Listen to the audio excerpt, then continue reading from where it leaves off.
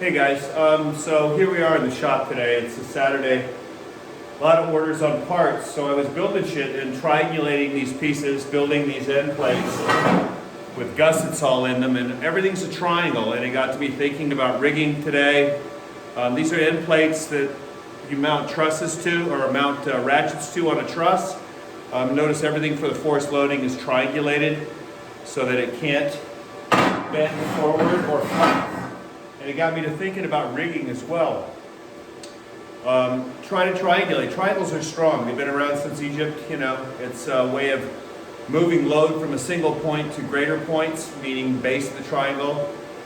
When you have a rigging point in the air, say it's in the reds or the beams or the perms, whichever country you're from, and call it that, look at where the vector loading is going. And in the opposite direction, instead of just pulling 90 degrees to a beam, you might want to put a couple of tension lines behind it to another beam and deflect the force over two beams. If you're on a piece of truss, you might want to tie the ends, triangulate the ends, so they can't twist or they spread the load to another place. On anchor points, always try to triangulate. Look at your loads and go in 245s. Don't just go in a single point away from it. Come in two directions away from it. That way you add stability and you add spreading the load over a greater area. We make these plates, you see some of them up here being welded. The load is pulling on this point with the base of a ratchet. It's inverted right now, you know, it's standing on end. And what we do is we put the plates on, we torque them down to about 300 Newton meters, and then we tack everything so that everything is square and tight and under load the way it would be if it was being used. And then we triangulate it. So the force pulling in this direction on this plate now distributes the load through this into the truss and has a back leg on it that distributes it into the truss. It's all bolted and plated. So in essence, you would have to crush on end this piece of truss to make this plate move. Of course, it's overdone. If it's worth doing, it's worth overdoing. But what I've done is the bolt pattern for the clevis goes in the middle of this, or depending on the customer, it's welded on the back side of this. So all the force is directed pulling against this plate. And that is now triangulated throughout the entire plate. So I've spread the load from a single point over 4 points. And it's the same on the back side. It's the same with your rigging. Try to distribute your loads so that no single point of failure and everything is stabilized. Like I said, when you hang into perms, the reds, always look at where your vectors forces are going and try to mitigate that. If you're hanging on RSJs, which are back-to-back angle iron basically, which a lot of old studios have, look at supporting that load up to the higher trusses.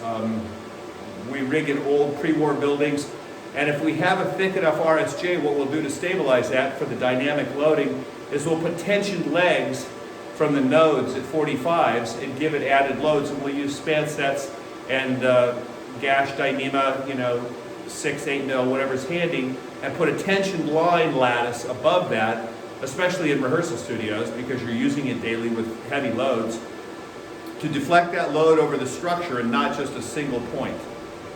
So remember that when you're rigging, look at where your loads go, backtrack them, and try to spread that load not just over a single point, which involves triangulation. Sorry, I got steel in my mouth. It's just been one of those days. So you just have to look at where your loads forces are going and then look back from that and how can you spread it over a bigger area. Arena riggers and stuff already know that. They try to find points on bridles. It does two things. It spreads the load over 2 points, also puts the point where you want it depending on the length of the legs of the bridle. But in effect, you're doing two things with one setup. The same is true with our stunt rigging, always. When you build goalpost rigs, always put 45 kickers in it, triangulate to the ground so that it's not wobbly. On the inside of log spans, if you have the option, try to 45 them. Don't just hang something above it to support it, go at an angle. Angles are good. 45 degrees is optimal. If you can't get there, you can always go closer to that, whatever you can get, and take the additional support where you get it. So it comes into your truss rigs, your freestanding truss rigs, comes into your loads between reds, especially when you're flexing them horizontal. Beams are great. I-beams are really great in supporting this. They're an I, right? So longitudinally, they're fairly supportive, but this way, they deflect a lot. So if you have all your beams running this way on stage and you're going point to point to point and pulling against them and flexing them towards one another, the engineers will always have a call out, but good luck trying to get them to tell you what it really is. Most studios, it's a whole monkey fuck to try to get an engineer that'll tell you something that you can use. So what you have to do is look at what the beam is, look up the beam charts, look at the side deflection under loads. It's always something worth doing. And if you don't think it's strong enough, back it up. Take that point that you're pulling beam to beam, so the beams are this way, you're pulling this direction, so that they can't do this, back time. Put them under tension backload. The same applies with all individual structures outside. Guy wires are your friends. A lot of times if it's short structures, you can get away with not even guy wires, you can get away with just tube. Comes in 6-meter lengths and clamps to put kickers in. But always try to put support, and especially in diagonals and or triangulate from your structures. You know, high fall towers, there's just a single stick of truss up in the air, but every 5 meters they've got a guy wire, and they're all triangulated 45 from every corner.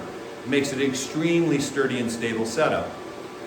When you put your truss structure, as we've already talked about, on the floor as an operating station, at both of your back corners, you just don't tie it straight down, you go out 45 diagonals. Now you've actually created stability in any direction on those. So just a thought today, while I'm in here hacking away at this and creating pieces, triangles are your friends. They create strength and stability. When you're rigging, think about it. Look at things. Look at the big picture, not just a point in space. Look at where the loads are going, and you can mitigate them. You can help yourself, especially beams are flexy. It may not be a breaking load, but you're going to lose X amount of force in flexing a beam. If you can tighten that up by pre-tensioning a line in the opposite load direction or triangulating some lines, and it could be something as simple as a couple of ratchet straps. I mean, we've already proven how strong 5-ton straps are, and some shackles, and a couple of span sets, and anchoring in opposite directions. It could be something that simple, but it will suddenly make the rig come alive, because now you're not wasting a ton of fucking energy bouncing metal around, and instead you're putting it into your performer. It follows along the same reason why I don't like long chokes on span sets, why I don't like long hanging pulleys, because you eat up energy in every one of those. You want to be efficient. If you're pulling a fucking rope, you don't want to be flexing a rig and flexing a beam and flexing shit and wasting what little energy you have. When you get into mechanical rigging, you have the potential to overload the structure, because depending on how high you turn the dial up, if it's Spinal Tap, turn it up to 11, you can create some serious damage. So to mitigate that beforehand is the trick, and just look at your vectors, look at your loading, and triangulate to create stability. It's pretty simple, just a thought from a Saturday here in the dirty side of the shop. Normally we're on the clean side talking about shit, but today we're in the fab side. So anyway, that's the thought for the day. Triangulate, back things up. It's not a single point of failure, and you've created a lot of stability and strength. All right? Good luck to you. I think this is Toolbox Talk number 19 coming at you. Actually survived 18 of these. And you've watched them, which is even more frightening. Thanks to everybody. And another day from the Metal Choppers here on Geppetto Village. All right? Take care.